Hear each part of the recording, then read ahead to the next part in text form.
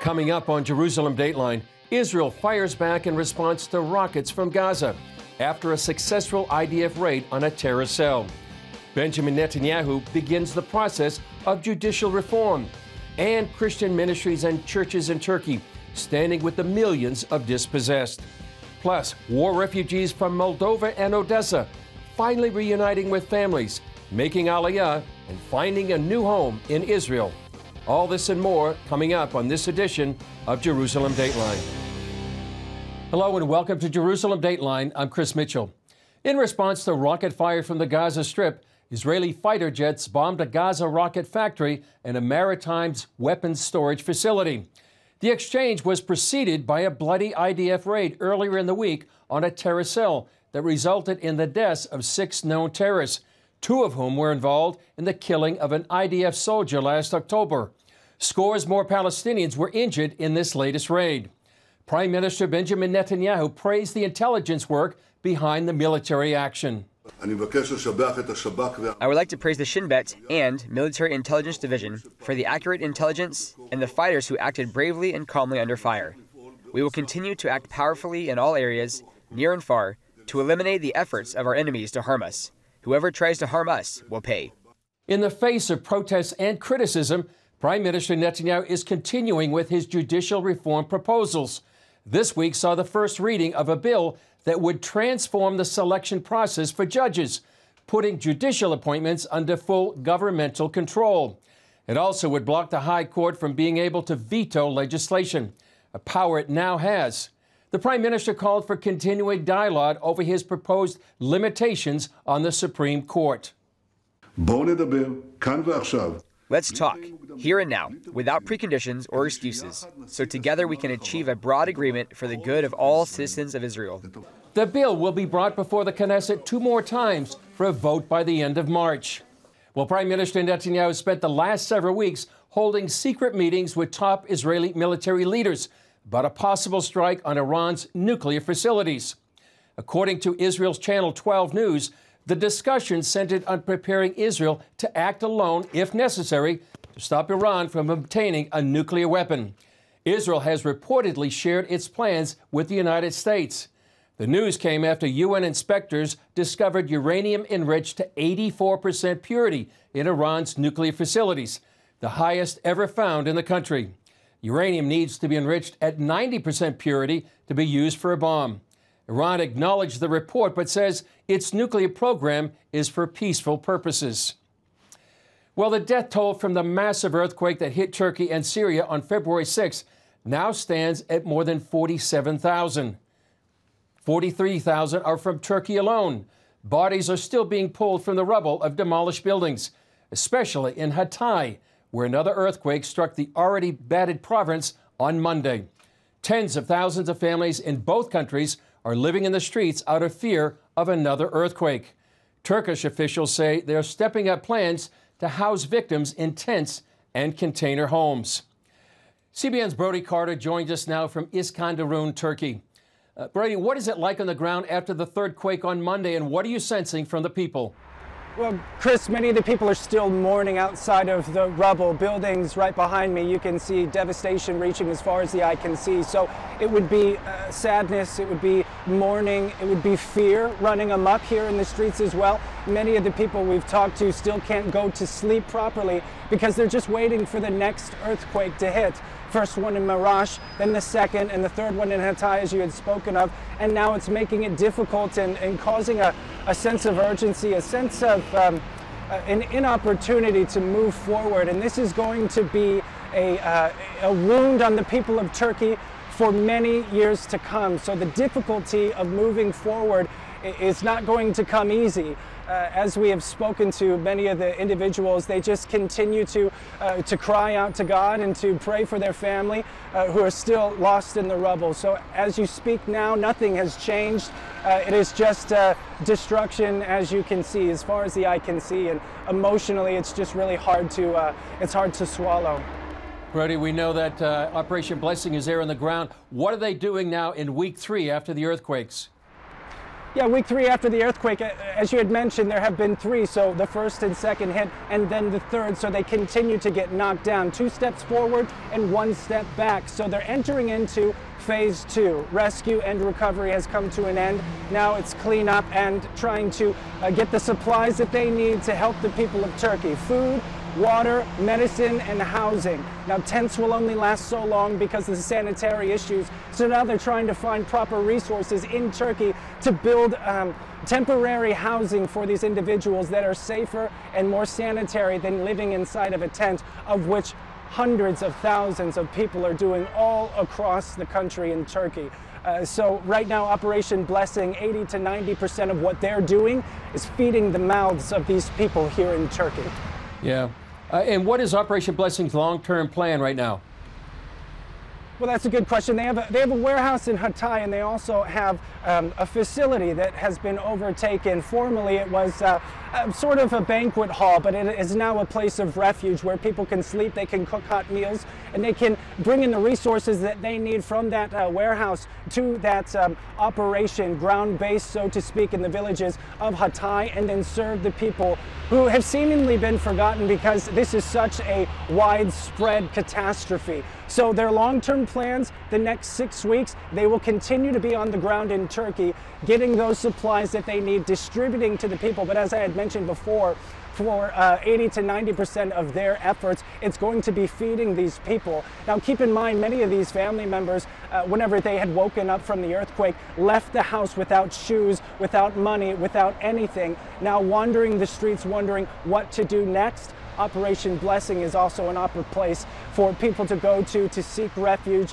to seek prayer, and to ask for guidance. And in the long term, it will be, from what I'm told, people on the ground who live here in Turkey, hopeful to find psychology care, psychological individuals who are privy to and knowledgeable dealing with psych issues. That is going to be paramount for the people of Turkey to move forward, as well as schooling, opportunities for children to keep their minds engaged with one another, as simple as playgrounds to be built, and toilets are difficult to come by. So infrastructure and rebuilding just basic necessities for the people of Turkey, because as you can see, it is not normal.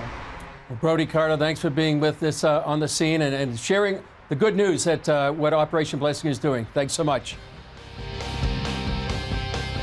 Coming up, the body of Christ taking action in Turkey.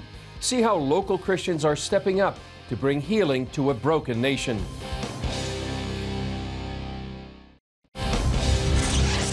After the recent earthquakes and aftershocks devastated large areas of Turkey, the country's churches rushed to help survivors. Christians rose up and began to work across denominational lines to help anyone they could. Take a look. Deliveries of supplies continue to pour in to St. George's Greek Orthodox Church in Iskenderun, Turkey, from different Christian organizations. Bir şey daha ilave etmek istiyorum. We had massive damage in this area of Turkey, and the thing that warmed our heart is that our people in Turkey and also outside of Turkey, they helped immediately. This gave us hope. Some of the relief came through the Shai Fund, an organization dedicated to helping the church in the Middle East.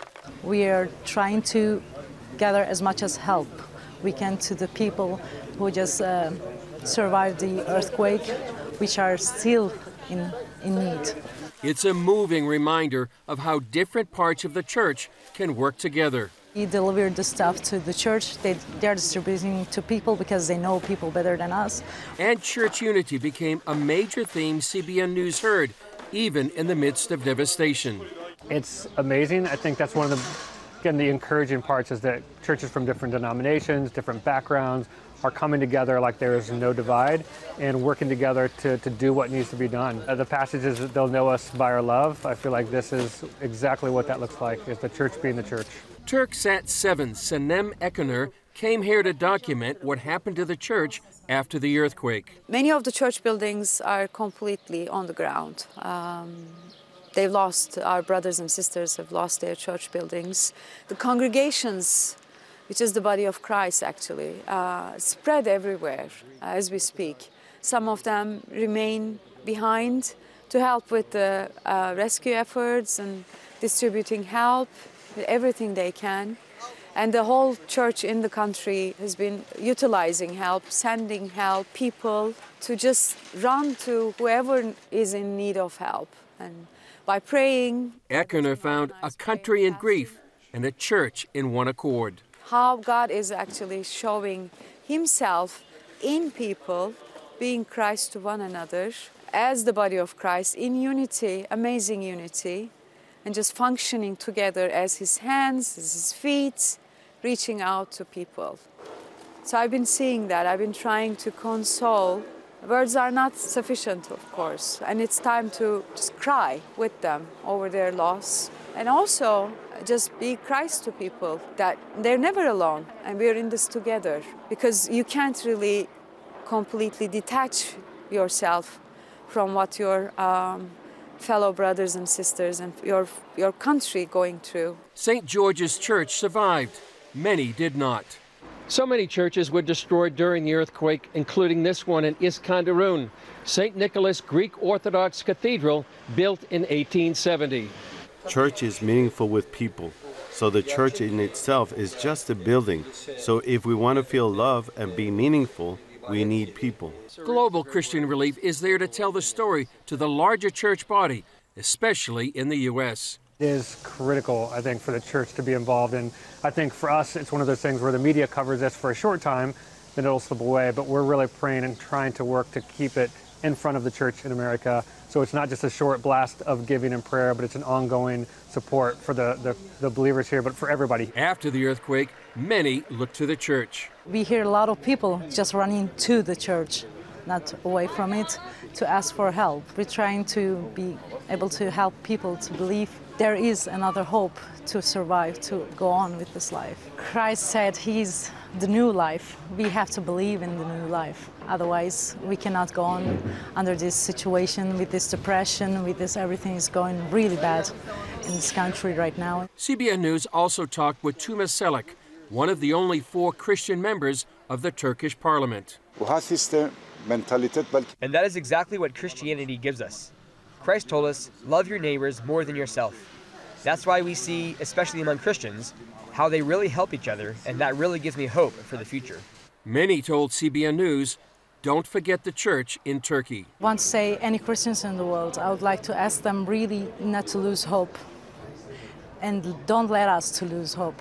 They can always support with prayers, they can always support with just a little bit help. Every little bit help just changed lives in here, and thank you so much. Maybe the stones don't speak. That's why I need to speak. We do need to rebuild those buildings. I do expect help from all the world, especially from Christians, to rebuild our churches, because we need Christianity to go on in Turkey.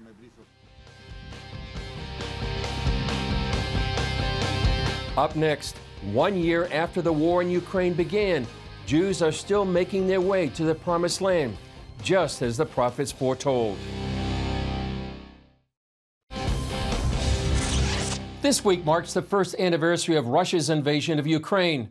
When the war started, many Jewish people fled and immigrated to Israel. Although initial numbers have dropped, over the past year, Jews continue to make their way home. CBN News Middle East correspondent Julie Stahl recently joined a plane load on their way to Israel. Since its founding, Israel has been a refuge for the Jewish people. I think in this last year, everyone understood how much this is true, how much the state of Israel, even today, is a refuge, not just a refuge, an emergency refuge for Jews. Mark Dovev heads the Israeli government office responsible for helping Jews immigrating from Ukraine and Moldova. At the beginning of the war, the people really were refugees. They lost their houses, their husbands, their wives, their children, and there was a sense of displacement and loss. They escaped from there. During the first 10 months of the war, close to 40,000 Russians and 15,000 Ukrainians came to Israel. In the beginning, there was people that just ran out from the fire. They saw the tanks, they felt the fires.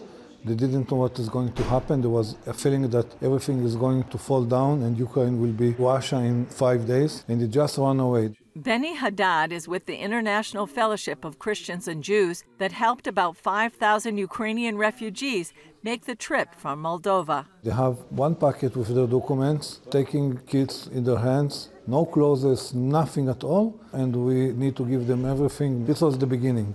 And a year later, they're still coming. They are not running away. They are planning something. They're coming here with suitcase, one or two.